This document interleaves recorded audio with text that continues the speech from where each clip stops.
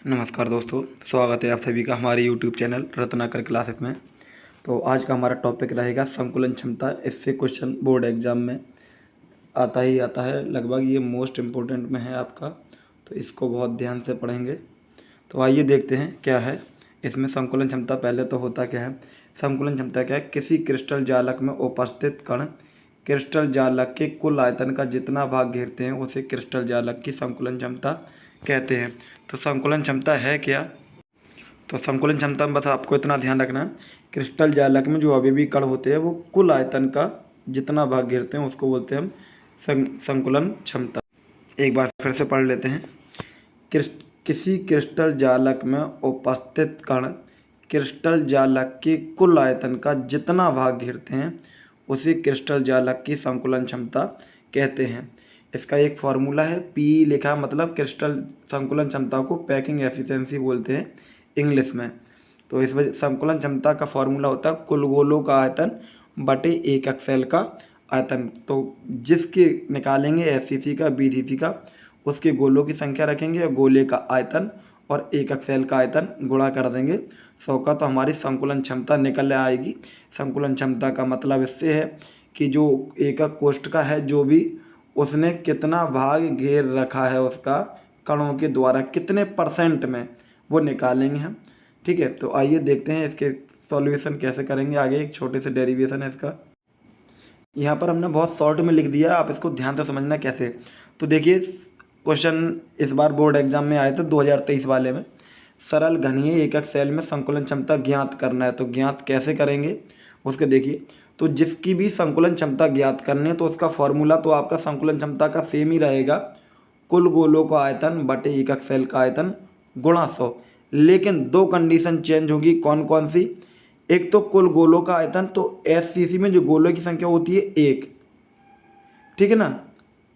और ए और आर का रिलेशन जो आपको पहले बताया गया है, ए और आर का रिलेशन आप ध्यान रखेंगे, या तो ए बराबर 2r याद रखना या आर बराबर a/2। लेकिन ये एससीसी के लिए रिलेशन है, आपको बताया है पीछे याद करने के लिए, इससे एक दो न्यूमेरिकल भी कराए थे। तो आपको ये ध्यान रखना है कि एससीसी में जो रिलेशन होता है ए और आर का, या तो आर बराबर a/2 और या ए बराबर 2r। देखो आप गुणा कर देंगे अगर इसका, तो ए बराबर 2r निकल आएगा। अब देखिए फॉर्मूला कुल गोलों का आयतन, तो गोले होते कितने? तो केवल एक ही गोला होता है किसमें? एससीसी में। तो एक और गोले का आयतन होता है 4/3 πr³। और एकक सेल जो होती है वो घनीय होती है, और घन का जो आयतन होता है वो भुजा पे घात 3, और भुजा हमने कौन सी मानी है? ए। तो ए पे घात 3 हो जाएगा। अब इसको जब हम सॉल्व करेंगे तो 52.4 आ जाएगा। देखिए 4 तो ऊपर लिखा है, एक का गुणा करने से कोई नहीं, 22/7 लिखा है। ठीक है, तो इस तरीके से जब इसको आप सॉल्व करेंगे तो कंप्लीट आपका आंसर आ जाएगा सॉल्व करने पे 52.4। ठीक है, नेक्स्ट देखेंगे हम काय केंद्रित घनीय एकक सेल में संकुलन क्षमता, काय केंद्रित या बीसीसी। तो शॉर्ट में अगर बीसीसी आए तो भी यही करना है, और काय केंद्रित घनीय या अंतः केंद्रित घनीय आए तब भी आपको यही करना है। तो देखिए क्या करना है इसमें। फॉर्मूला देखो, एक तो आपको फॉर्मूला याद रखना है, कुल गोलों का आयतन बटे एकक सेल का आयतन गुणा 100। अब कुल गोले हैं कितने? तो बीसीसी में केवल 2 गोले होते, तो 2 गोलों का आयतन, ठीक है, 2 गोले का आयतन बटे एकक सेल का आयतन। एकक सेल का आयतन होता है सेम ही रहेगा, भुजा पे घात 3, यानी ए की वैल्यू आपको ये वाली रखने है। तो ए की वैल्यू कितनी है? 4/√3 की पावर 3।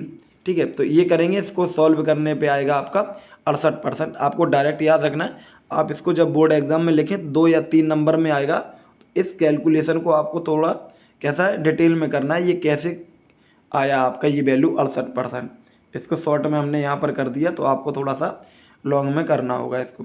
नेक्स्ट फलक केंद्रित घनीय एकक सेल की संकुलन क्षमता, फिर से सेम फॉर्मूला रहेगा, कुल गोलों का आयतन बटे एकक सेल का आयतन गुणा 100। कुल गोले होते कितने हैं? अगर एफसीसी की बात करें तो 4 गोले होते हैं, और एक गोले का आयतन वही फार्मूला रखेंगे।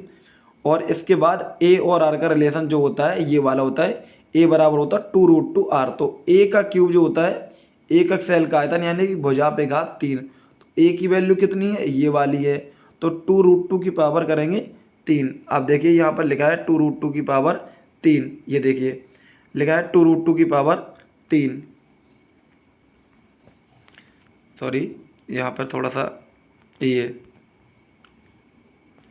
देखिए ये लिखा है 2√2 की पावर 3, ठीक है, मतलब 3 है। तो इसको जब आप सॉल्व करेंगे इस कैलकुलेशन को तो आपका आएगा 74%। तो आज संकुलन क्षमता में ये कंप्लीट हो गया। एक छोटी सी टेबल यहाँ पर बना दी है, आप टेबल डायरेक्ट याद कर लेना तो उससे भी आपका काम हो जाएगा। देखिए टेबल में है क्या, टेबल में वही पुरानी बातें हैं जो आपको बता चुके हैं। देखिए FCC लिखा हुआ है और BCC FCC। तो कणों की संख्या कितनी होती है, 1 2 4 बोला, 1 से 24 कोड याद रखना। और FCC की संकुलन क्षमता कितनी है यहाँ पर आप देख पा रहे होंगे, सॉरी FCC की संकुलन क्षमता यहाँ पर लिखी हुई है 52.4 और BCC की है 68%, FCC की है 74%। और फिर से ये देखिए खाली भाग है, अगर मान लीजिए कोई भाग अपने आप में 100% होता है और अगर खाली भाग 52.4% है तो खाली भाग कितना आ जाएगा, आप 100 को घटा के भी निकाल सकते हैं, डायरेक्ट भी आप याद रख सकते हैं, ठीक है ना। इसमें आ जाएगा 32%, इसमें आ जाएगा 26%। और ए और आर का रिलेशन ये लिख दिए तो आप डायरेक्ट याद रखेंगे तो इससे सारे क्वेश्चन आपके कंप्लीट हो जाएंगे। ओके, तो आज का वीडियो यहीं तक रखते हैं। नेक्स्ट टॉपिक हम देखते हैं कौन सा होता है हमारा।